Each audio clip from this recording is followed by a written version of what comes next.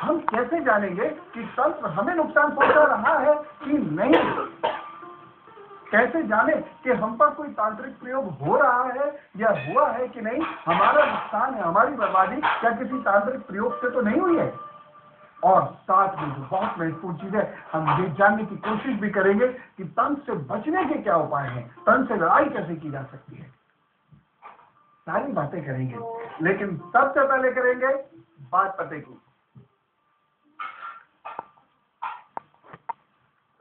अगर आपको सूखा पेड़ या कई सारे सूखे पेड़ या कई सारे सूखे सूखे पौधे बार बार सपनों में दिखाई दे, तो इसका क्या मतलब होता है? आपने स्वयं भी हो सकता है कई बार यह अनुभव भी किया हो, बार बार सूखे पेड़ यदि आपको सपने में दिखाई दें तो इसका क्या मतलब होता है?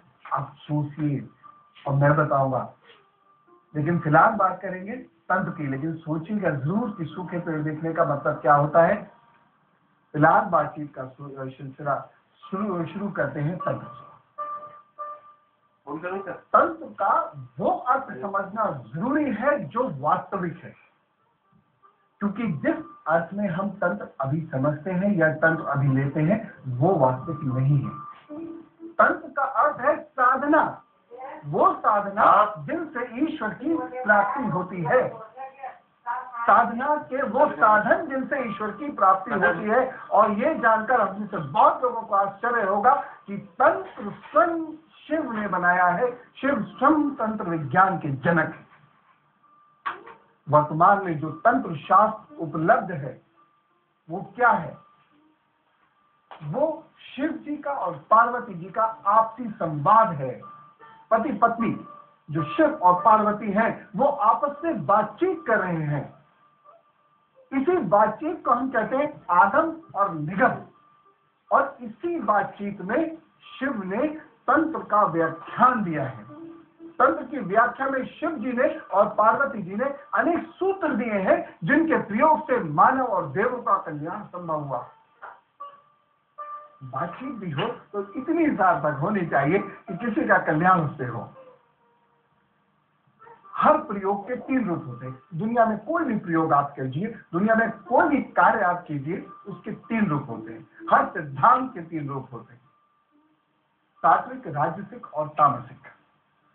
सात्विक और राजसिक सामान्यतः लोगों की भलाई के लिए होते हैं। सात्विक तो पूर्णतः भलाई के लिए होता है, लेकिन राजसिक भी बहुत बुरा नहीं होता है। लेकिन हम में से कई लोग तंत्र का तामसिक प्रयोग करके दूसरे को नुकसान पहुंचाते हैं। तंत्र यानी शक्ति प्रयोग। तंत्र के अंदर कुछ साधन होते हैं।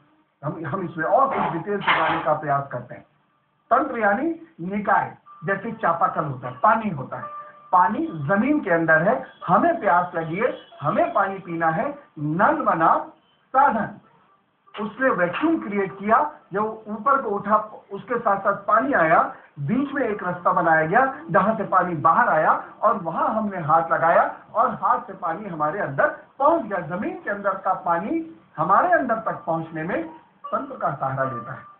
इसी तरीके से हम ईश्वर तक पहुंचने में तंत्र का सहारा लेते हैं, जिससे हम ईश्वर तक ज्यादा से ज्यादा और जल्दी से जल्दी पहुंच सके। तो इसका मतलब यह है कि तंत्र विशुद्ध शुद्ध चीज है, शुद्ध सिद्धांत है, लेकिन शक्ति इसमें निहित है। और जहां भी शक्ति निहित होगी वहां हम उसका सदुपयोग भी कर सकते हैं, दुरुपयोग भी कर सकते हैं, चाहे वो बिजली हो, चाहे वो नाभि की ऊर्जा है और चाहे वो तंत्र की शक्ति हो। अब हम बात करते हैं तंत्र काम कैसे करता है, एकदम स्टेप बाय स्टेप। जैसे विज्ञान की प्रयोगशाला में चीजें होती हैं, एक दूसरे से जहां कड़ियां जुड़ी होती, ठीक उसी तरीके से तंत्र का कार्य समझा जा सकता है।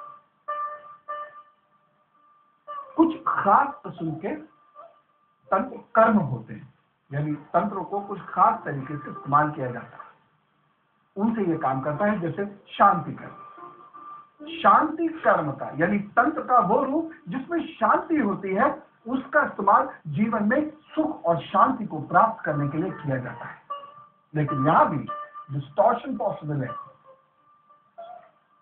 डिस्ट्रैक्शन की पद्धति से इसी शांति के प्रयोग को यदि आप करेंगे तो दूसरे का सुख और चैन छीन भी सकते हैं, छीनते हैं, बहुत सारे लोग ऐसा दुष्कर्म करते हैं, उसके परिणाम कुछ भी होते हैं उनके लिए, वो उस वक्त उन परिणामों को नहीं सोचते। लेकिन हाँ, शांति कर्म से यदि कोई इसका सात्विक रूप से प्रयोग करे तो स्वयं और परिवार और समाज को शांति दे सकता है, और यदि इसका कोई तामसिक प्रयोग करे तो दूसरे की शांति छीन भी सकता है अपनी शांति प्राप्त करने के लिए। वो तो मिलती नहीं है। लेकिन दूसरा रूप है, ये दूसरा नाम है वश्य कर्म। इसी को वशीकरण कहते हैं। ये बहुत अच्छी चीज भी है, इसी से सम्मोहन पैदा होता है। यदि सात्विक दृष्टि से इसका प्रयोग किया जाए तो इसके सहारे आप ईश्वर को पा सकते हैं, खुद को और दूसरे लोगों को हजारों रोगों से मुक्ति दिला सकते हैं, कष्टों से मुक्ति दिला सकते हैं। पश्चिमी सभ्यता में वशीकरण का खूब प्रयोग होता है, इसे ही वो लोग हिप्नोटिज्म के नाम से जानते हैं। स्थूल रूप, सूक्ष्म तो अलग है, स्थूल रूप में यही हिप्नोटिज्म है। इसे पढ़ाया जाता है वहां पर। डेवियर, doctor James Brett, doctor Williamson, ये बहुत बड़े नाम हैं जिन्होंने वशीकरण यानी हिप्नोटिज्म के बारे में बहुत रिसर्च की। और हिप्नोटिज्म से रिसर्च करके हम अपने पास्ट में जा सकते हैं, इस जन्म के पास्ट से अक्रॉस द एज, पूर्व जन्म के पास्ट में जा सकते हैं, और वहां से हम पता लगा सकते हैं कि एक्चुअल वर्तमान में जो हमें समस्याएं हो रही हैं इसका पास्ट का क्या कारण बना। और यदि आप उपाय करेंगे ठीक होंगे, निश्चित रूप से ठीक होंगे। लेकिन यही चीज यदि तामसिक पद्धति से की जाए तो किसी का दिमाग फेर सकते हैं। बहुत सारे लोग करते हैं, बहुत सारे लोग बाबाओं का रूप धर के पहुंच जाते हैं और महिलाओं पुरुषों को घर के ठगते हैं, पैसा उनसे ले आते हैं, और ये एक का 6 रुपया बना दूंगा ऐसे करके उनसे रुपया हटलाते हैं। लोगों के राह चलते ऐसा दिमाग फेर देंगे कि घड़ी, चेन, पर्स, पैसा उतार के दे देते हैं। यही वो कर्म होता है, और बड़े तरीके से ये किया जा सकता है। फिर तीसरा रूप है स्तंभन कर्म, यानी रोक देना। स्तंभित करना यानी रोक देना। इस क्रिया से एक और दुर्भाग्य को रोका जा सकता है, वहीं अगर इस क्रिया का दुरुपयोग हो तो जीवन के प्रवाह को, जीवन की गति को रोका जा सकता है। इस क्रिया के विशेष मंत्र होते हैं, वो बताना संभव नहीं, उसका दुरुपयोग हो सकता है, लेकिन वो कुछ विशेष मंत्र होते हैं जिनसे जीवन के प्रवाह को रोक सकते हैं। लेकिन जो अच्छे लोग हैं, जो सिद्ध पुरुष हैं, जो योगी हैं, जो संत हैं, वो लोग इस संबंध का प्रयोग करते हैं बुरे व्यक्ति की जबान पर, बुरे व्यक्ति के कर्म पर, बुरे व्यक्ति के दिमाग पर, और रुक जा सकता है, एकदम रोका जा सकता है। ऐसे ऐसे साधु महात्मा हैं, आप यकीन करिए प्लीज, कि यदि हम उनको अपशब्द उनके लिए प्रयुक्त कर रहे हैं, वो ऐसा कर सकते हैं। बल्लमुखी की माँ अगर किसी को सिद्ध हो, वो इसका प्रयोग कर सकते हैं। आप लाख कोशिश करते रहिए, जी से शब्द नहीं निकल के देगा। और भी कई किस्म के कर्म होते हैं जिनका प्रयोग तंत्र में किया जाता है, उनके बारे में बात करेंगे अल्प विराम के बाद।